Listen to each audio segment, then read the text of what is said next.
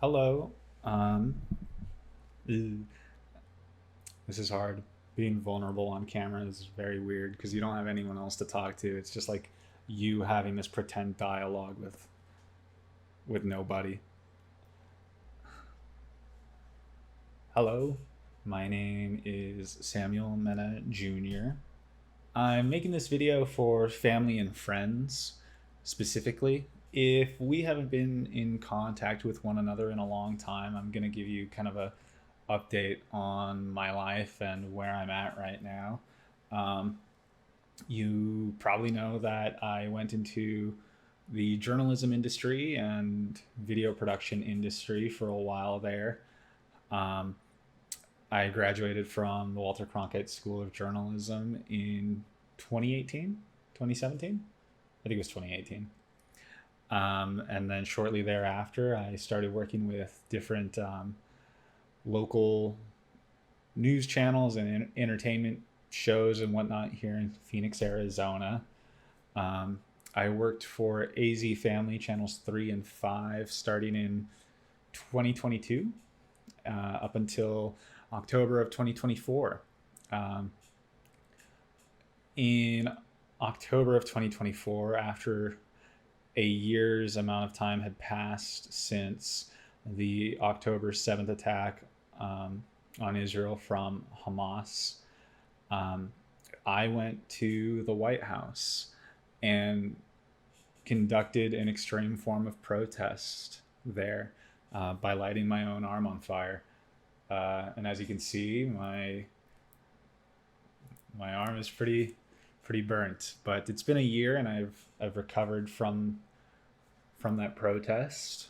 I've regained full mobility and function in my arm and hand, and so all that's left now is just a kind of an ugly looking arm. But all things considered, I'm grateful that I've regained full mobility and whatnot in my arm.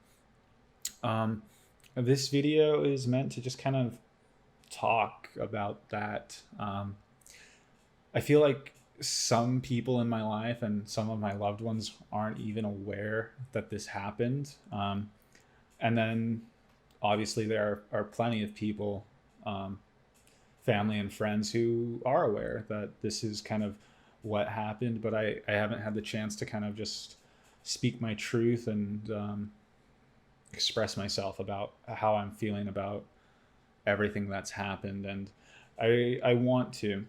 I think it's in my best interest to just kind of speak my truth a little bit and put it out there in the world and see if it resonates with other people. That's what I want to do. So yeah, I had worked as a journalist here in Phoenix, Arizona, for the better part of I want to say 8 years, between 6 to 8 years worth of experience in video production and journalism. When October 7th happened, I had already been superficially introduced into to the conflict happening in Israel Palestine before October 7th. Um, and so as a result of that, I was very kind of skeptical about the situation happening in the region. Um, as a journalist, it's our job to kind of look deeper and look into the circumstances surrounding why things happen in the world. Um, and I think as I studied and saw the internet's reaction to what was going on in Israel Palestine, it became very evident to me that the roots of this conflict had occurred a long time before um, October 7th. Israel was established in 1948, and that largely had to do with land redistribution as a result of World War II. Um, and since then, Palestine has been occupied by Israel. And I think anyone who actually examines the historical context of the region can quickly come to the conclusion that Israel's an apartheid state.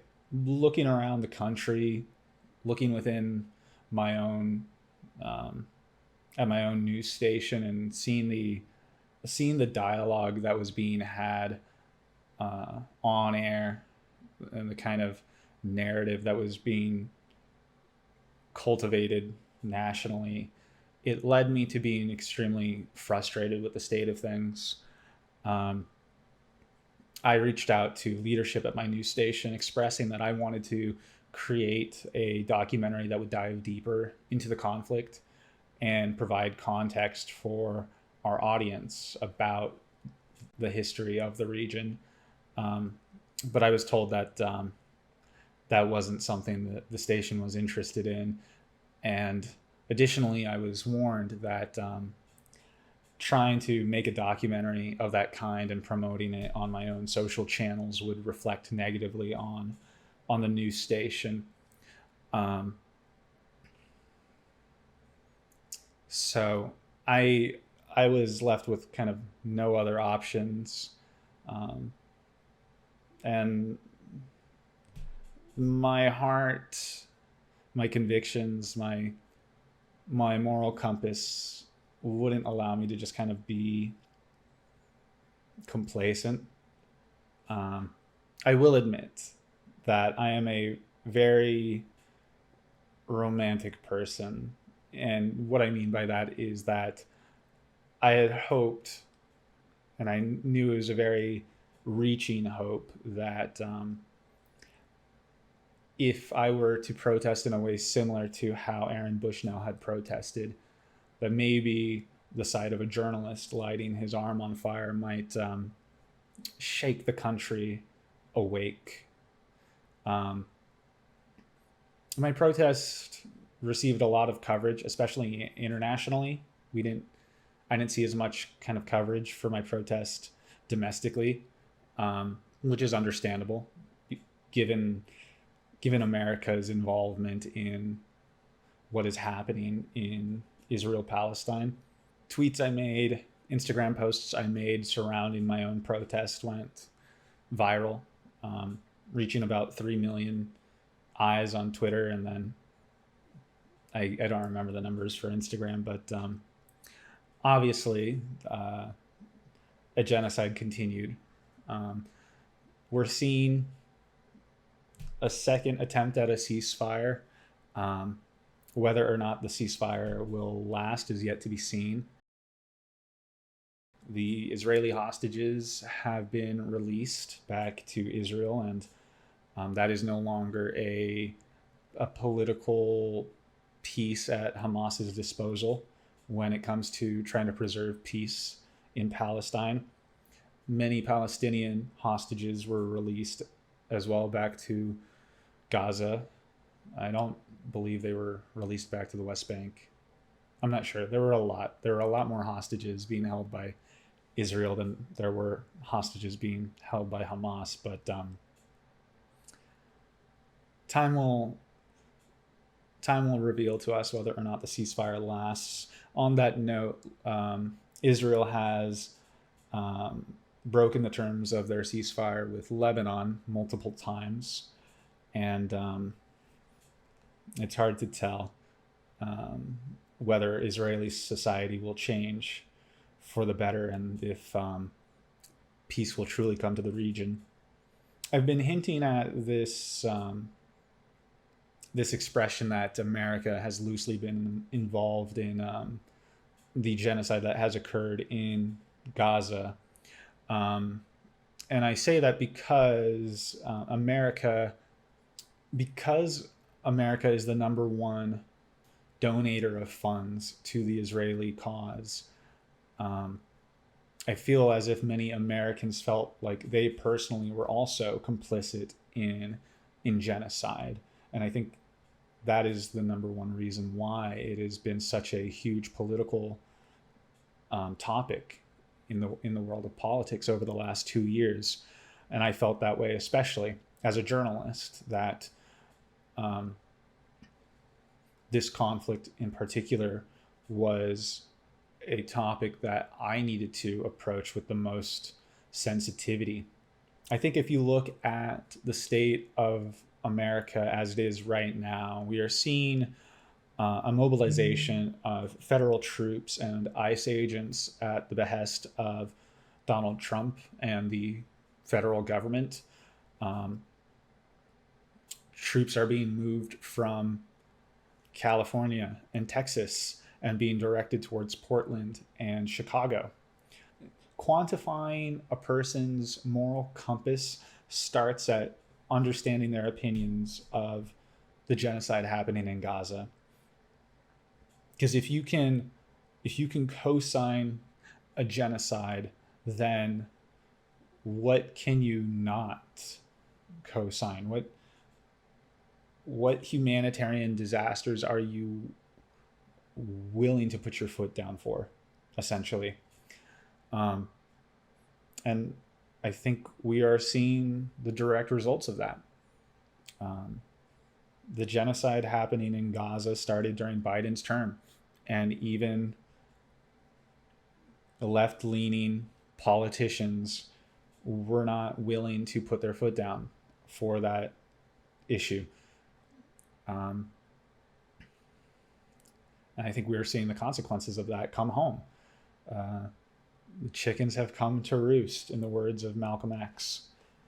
It's a difficult time in America. So, what is it that I want to do? Obviously, many of these things have been on my mind for a long time now. Um, they've been present on my mind for the last 2 years, and I've increasingly become obviously opinionated. Um, I don't think it's wrong for journalists to hold opinions. I think it's inevitable for all people to have opinions. A journalist cannot wipe their slate clean because at the end of the day, we are people. I believe objectivity is an aspiration, but one that is impossible to achieve. So I think what is more admirable for a journalist is to say, this is my background and these are my thoughts, and to be transparent with their audience as they aspire to chase objectivity. The fallout of my protest was, some of it was very much anticipated. I knew I was going to get fired from Gray Media, the CBS affiliate that I worked for. I anticipated that. I anticipated that many of my closest friends and family would um, potentially no longer want to be associated with me. But I also anticipated that very, very dear friends and loved ones who truly cared for me would be in my corner during this period of time, and that's largely all come true. Um, what has been difficult is trying to maintain my moral compass through all of this, and what I mean by that is trying my best to not waver in my beliefs. Um, I still unabashedly stand by my protest. Um, I think the world is changing and seeing the error of its ways and rallying behind the Palestinian cause. In February of 2025, I was connected to a production team sympathetic to the Palestinian cause here in Arizona, um, called Kufi Productions, and they had heard that I had wanted to make a documentary um, covering at length the historical context in the region of Palestine, um, and everything that led up to the events of October 7th, along with America's involvement um, in the region. Um,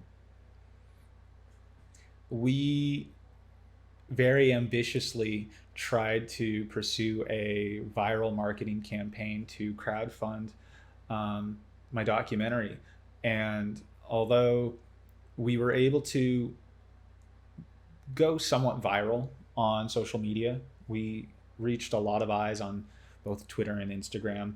Unfortunately, it just didn't convert to monetizing the crowdfunding we needed for the documentary. So, um, unfortunately, for the time being, that project is indefinitely on hiatus. I hope to pursue that documentary in the future, hopefully one day, but I don't think it's in the cards right now. Regardless, I still want to make content. Um, as time passed on, um, I was able to secure some financial stability underneath my feet and find some work. And I continue to work hard to just provide for myself. It hasn't been easy, and there have been many challenges, but it's a challenging time in America as a whole right now. If you pay attention to the numbers happening in just the job market, um, the median salary and income for most people in the United States, I think a lot of people are struggling. Over recent months, numbers have come out talking about how fewer and fewer jobs are available to Americans. I look to my neighbors and my community for inspiration. I see people working hard to live happy and normal lives. I have friends who are trying to have children, and it fills me with inspiration, knowing that I'm not alone in the situation I find myself in. Um, and I want to continue to utilize my voice to speak truth to power and to uplift others. Um, there's a fire in my heart that just won't quit, that continues to be romantic and seek out hope. So because of that, my goals and aspirations today involve wanting to provide a sense of comfort and community to other like-minded people like myself who are out in the world and seeing our current political climate and just kind of what's happening in the world and feeling overwhelmed, but still wanting to push on. And um, I want to make content for people like that. I want to provide political commentary um, for what's happening in the world, but I also want to make content that provides people with a little bit of refuge and pause and lets people just kind of enjoy the simpler things and the silly stuff. I don't know. I want to make content. I want to use my voice. I don't want to be silent because I think silence is complacency. And it's also very taxing to not be able to speak and be authentic. I don't know. I just want to make stuff. I want to be creative and just be myself and be myself unapologetically. I'm hoping soon to make a branded YouTube channel that will have all the bells and whistles that that a YouTube channel needs to have. You'll get more of a sense of my thoughts on things as time goes on. I'm gonna be posting videos and stuff on different topics, and yeah, you'll hear more about stuff through that, I guess. But I can't cover everything in one video. Uh, Free Palestine, trans rights are human rights. Love thy neighbor. Thanks for staying in my life, I suppose.